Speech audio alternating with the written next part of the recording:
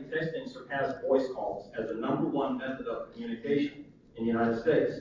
So we ask, why is it that you can text your friends and family, but you can't text a business or a government agency?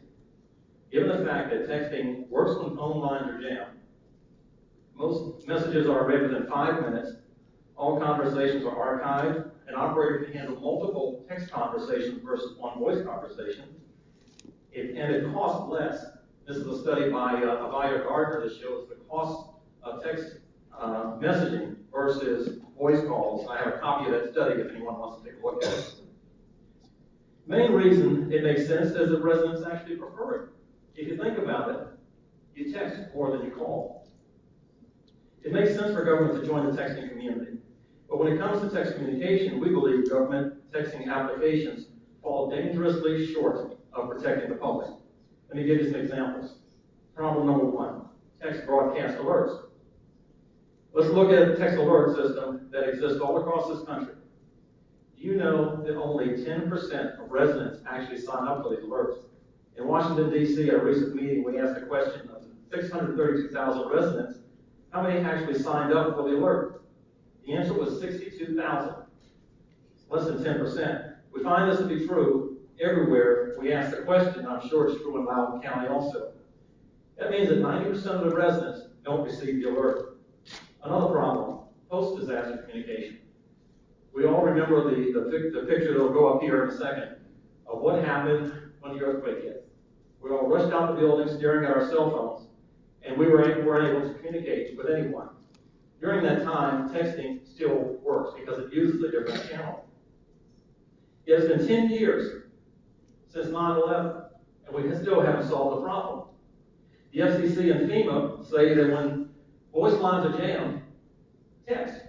You can't text FEMA. You can't text the FCC. You can't text any organization that's trying to provide assistance. So let's move on to next generation 911. The Federal Communications Commission is moving forward with next generation 911 to give you the ability to text to 911. Problem here. That should solve the problem, you think. Wrong. For years, our PSAPs, our 911 dispatch centers, we tell the public only call 911 during an emergency. Yet, if 911 is the only agency that we can text to, that means we're going to get a flood of text communication into the 911 centers with people wanting to know, are my kids safe? When's my power going to be back on? If that's the only communication that we have, texting, when those phones are jammed, watch out, because it's all coming to 911. Okay, what about non-emergencies? Texting during non-emergencies. A couple studies that were done. I have a letter here from the FCC, or from Durham, North Carolina, sent to the FCC. In 1 year of texting to 911, they received 1 text message. 1. Another article from Marion County, Florida. In another year, Marion County, they received 56 text messages out of 337,000 residents. We do not believe this is money well spent. One more. You've probably all seen the ads. It says, see something, say something. I want you to call in the event that you see something suspicious. Well, let's face it. If someone wants to blow up something and do damage, they want to do it in a crowd. Subway, buses, or a crowded venue. It is not convenient to make a phone call. Texting is very discreet, and also you can send pictures and video with text, which you can't do by voice. One of the programs that we launched in Maryland, a program called Text to Stop It. This program can be used for a lot of different applications. Let's see the clock here. It can be used for a number of different applications. But this one was interesting because we started this program in 6 schools in Maryland, just a pilot program. And we had the kids text if you being bullied, if you see anything suspicious or unhealthy going on in your school.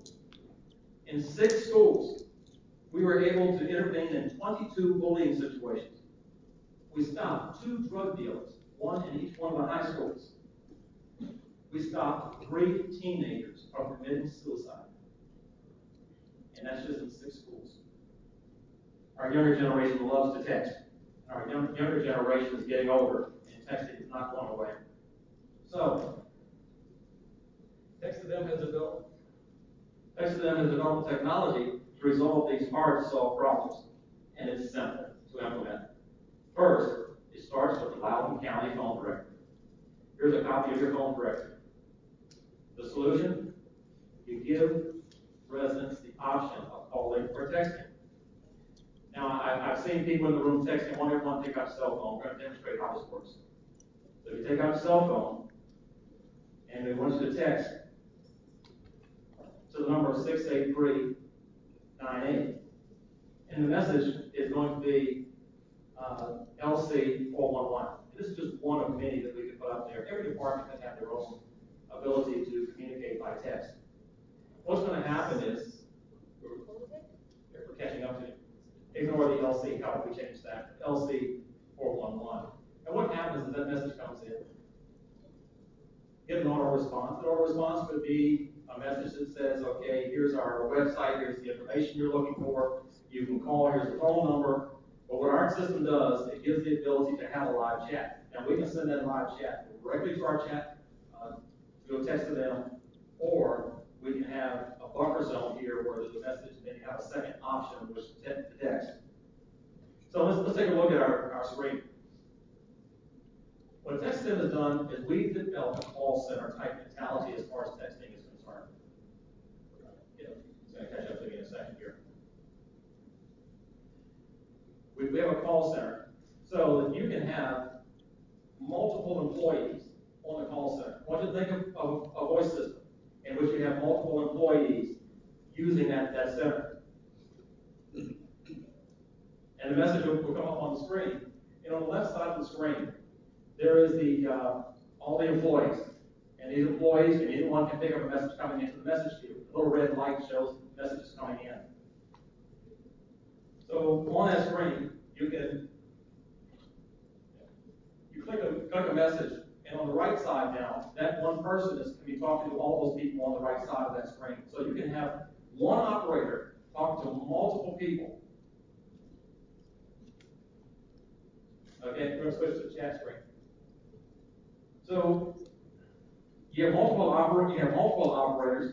You have we can receive pictures and video. Incoming numbers are stored. We can transfer that conversation. This is the great part about this. We can transfer that conversation to another person within the organization or even another department. We can transfer a text message conversation so one of the other employees can pick it up. So if you think about this, with voice phones, you can call your office, you can get an auto response. You have an option of talking to a live operator. The live operator can transfer you to another person or another department. We do the exact same thing with text messaging. So in essence, we can equip all departments in Loudoun County with text messaging. One of the other things that we're adding to the system is through a relationship with Barcode Incorporated, a $40 million tracking company. We're including GPS and RFID communication, so we can track cell phones, devices, and that information gets into our system. Longitude coordinates comes into our system. That's something we're developing so that we can start tracking where people are.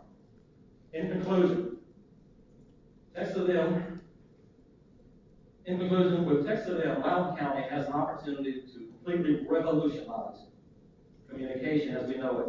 Texting is already preferred method of communication when people are talking to friends and family. We believe texting will also become the preferred method of communication with government agencies if implemented. If we implement the Text-to-Them system in Loudoun County, we will reduce the cost of communication. We will increase government efficiency. We'll provide communication even when the phones are jammed. We'll provide alert systems that those that are not enrolled in access. We'll enhance the ability to receive actionable tip information. We'll reduce the number of non-emergency numbers going to 911. We will no longer find ourselves helpless due to a terrorist attack, earthquake, or smaller local events. At a cost of less than $2 per resident, we are prepared to bring this critical technology to Loudoun County and the nation immediately. All that is needed is for agencies like those represented here today to broaden your view from what texting has been to what it can be in the future. which is a potential lifeline for our citizens. Thank you. Thank you, Al. Questions from the panel? Thank you. Regarding, how would your system handle drop calls or hangups? What information could be left behind from this kind of conversation that public safety could follow up on, such as a drop call? Well, that's one of the reasons why we're looking at inserting GPS into our system so we can have a location. Currently, we have the caller ID, we have the address of the caller, but we want to add those GPS coordinates to it as well. Yeah. So to go back to my scenario on River Road, where we had 9 people in the cars, and you saw they couldn't do much with their cars, but their phones were working, and so they were calling their family. We couldn't call them because we didn't know their numbers necessarily. So are you partnering? Because I know that this is on their R side. You're partnering with technologies that if we roll up on a building, let's say that you need to evacuate a building, could we grab and be able to send text to everybody in that building based on our proximity, or tell everybody in that River Road to stay in your vehicle and maybe ask them a question, how are you doing, what's your status, and then we can triage who we grab first. You're familiar with FEMA and the alert system around that cell tower. That type system just simply comes into our system and is dispersed in a more efficient and method in which we can communicate with more people. I'll take you back to that River Road incident. We were looking at it, and what was the woman doing who was trapped in that car? Right, she was texting. She was texting. To us. No. Right. What we need to do is establish in Loudoun County what to do keep losing my mic here. What to do in case of emergency. Just like everyone knows to call 911 if there's an emergency. Well, we need to establish a text communication system that mirrors our voice communication system, so that when you do not have the option of voice, you have the option of text, which we found out during the earthquake in 9/11 works when those phones do. Right. I mean, the Red Cross was doing some work on that, and there's some policy issues with that. We actually did have a couple of saves of people in. They were actually buried for up to 7 days. They couldn't talk anymore. They could text, and we actually found them based upon the text.